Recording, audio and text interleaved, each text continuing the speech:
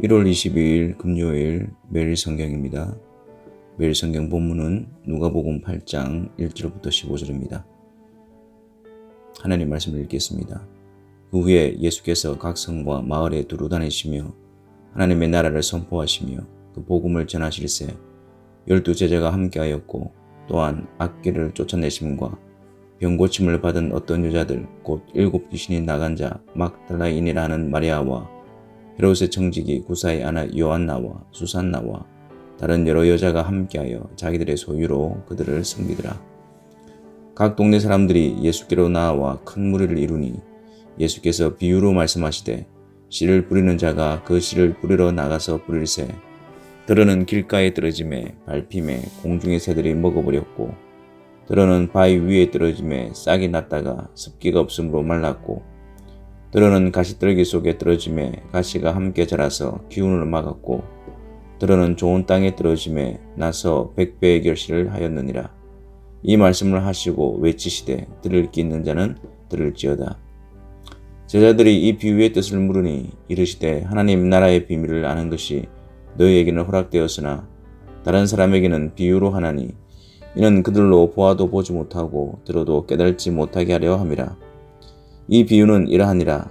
씨는 하나님의 말씀이요 길가에 있다는 것은 말씀을 들은 자니 이에 마귀가 가서 그들이 믿어 구원을 얻지 못하게 하려고 말씀을 그 마음에서 빼앗는 것이요 바위 위에 있다는 것은 말씀을 들을 때에 기쁨으로 받으나 뿌리가 없어 잠깐 믿다가 시련을 당할 때에 배반하는 자요 가시떨기에 떨어졌다는 것은 말씀을 들은 자이나 지내는 중 이생의 염려와 재물과 향락에 기운이 막혀 온전히 결실하지 못하는 자요 좋은 땅에 있다는 것은 착하고 좋은 마음으로 말씀을 듣고 지키어 인내로 결실하는 자니라. 아멘. 오늘 본문을 통해서 우리가 기억해야 될 세 가지 영적 교훈은 첫 번째로 하나님 나라의 비밀은 허락된 자들에게만 알게 하십니다. 예수님께서 무리에게 비유로 말씀하셨습니다. 그 이유가 무엇일까요? 일반적으로 쉽게 설명하기 위해서 비유를 사용합니다. 하지만 주님께서는 모든 사람들에게 하나님 나라의 비밀을 아는 것이 허락되지 않았기 때문에 그들로 보아도 보지 못하고 들어도 깨달지 못하게 하기 위해서 비유로 말씀하셨습니다. 예수님께서는 제자들에게는 하나님 나라의 비밀을 아는 것이 너희에게는 허락되었으니 라고 하시면서 이 비유는 이러하니라 라고 설명해 주십니다. 무리는 주님으로부터 비유를 듣지만 그것이 무엇인지 알 수가 없습니다. 하지만 제자들은 주님으로부터 그 비유에 담긴 하나님 나라의 비밀을 듣게 됩니다. 허락되었으니 이러하니라.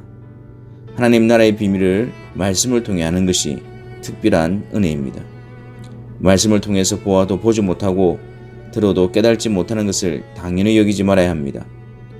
또한 말씀을 통해서 하나님 나라의 비밀을 아는 것에 대해서 교만하지도 말아야 합니다.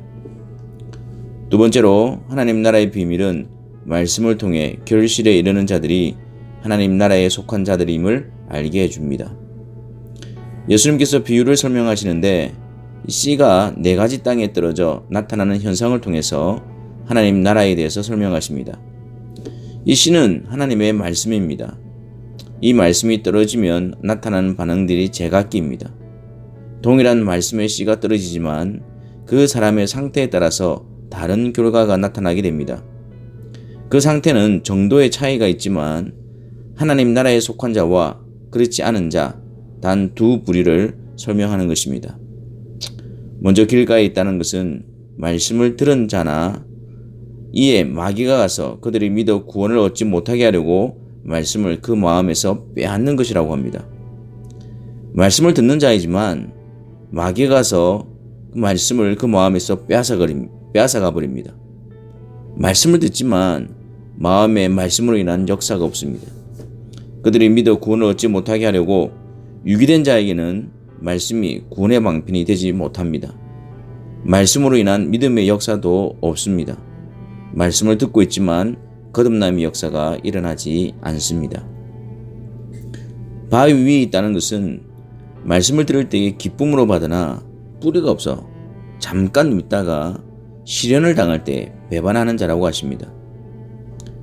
여기서는 말씀을 들을 때 기쁨으로 듣지만 뿌리가 없어 잠깐 믿다가 시련을 당할 때 배반하게 됩니다. 말씀을 기쁨으로 받지만 뿌리가 없기에 잠깐 믿는 것처럼 보일 뿐이며 시련 앞에서 결국에는 배반하는 자로 드러나게 됩니다. 가시떨기에 떨어졌다는 것은 말씀을 들은 자이나 지내는 중 이생의 염려와 재물과 향락의 기운이 막혀 온전히 결실하지 못하는 자입니다. 말씀을 듣고 말씀 앞에서 지내고 있지만 그 가운데에 그 안에 계속해서 이생의 염려와 재물과 향락의 기운이 막혀서 결실함으로 나아가지 못한다는 것입니다. 이것 역시 하나님 나라에 속하지 않은 자들의 모습 중 하나입니다. 좋은 땅에 있다는 것은 착하고 좋은 마음으로 말씀을 듣고 지키어 인내로 결실하는 자입니다. 하나님의 말씀 앞에 착하고 좋은 마음입니다.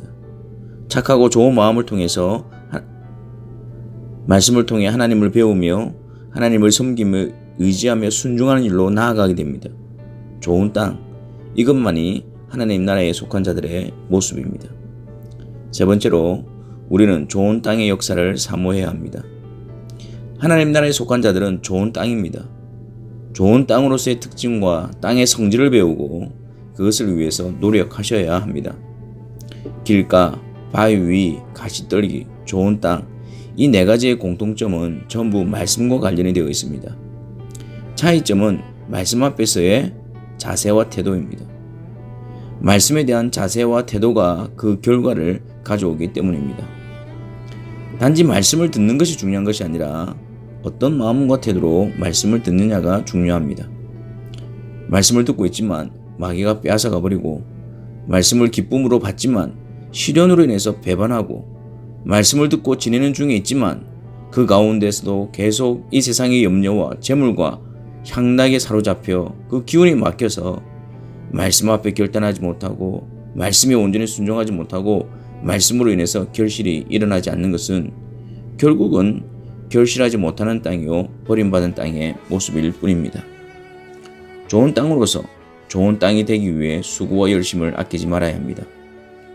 좋은 땅에 말씀이 떨어졌는데 그 말씀이 빼앗기거나 그 말씀이 시련으로 인해 사라지거나 그 말씀이 이 세상의 염려와 재물과 향락의 기운에 맡겨 결실하지 못하게 되어서야 되겠습니까? 좋은 땅은 말씀에 대한 자세와 태도 그리고 결실로서 증명됩니다.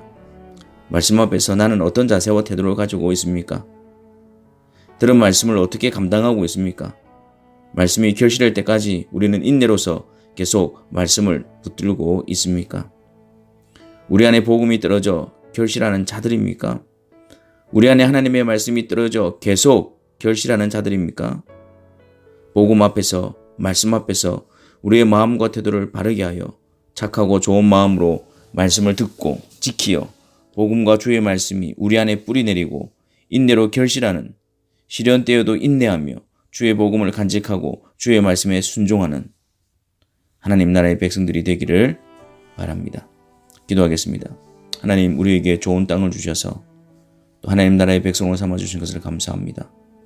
이 땅에 하나님의 말씀을 통한 좋은 땅의 역사가 풍성하게 일어날 수 있도록 늘 성령께서 우리를 이끌어 주시고 하나님의 말씀 앞에서 항상 착하고 좋은 마음으로 그 말씀을 듣고 지키고 인내로서 그 말씀으로 결실을 이루어가는 그 말씀의 사람이 되어지는 말씀의 통치를 받는 귀한 하나님 나라의 백성들의 모습으로서 세워지게 하여 주옵소서. 예수 그리스도의 이름으로 기도하옵나이다. 아멘.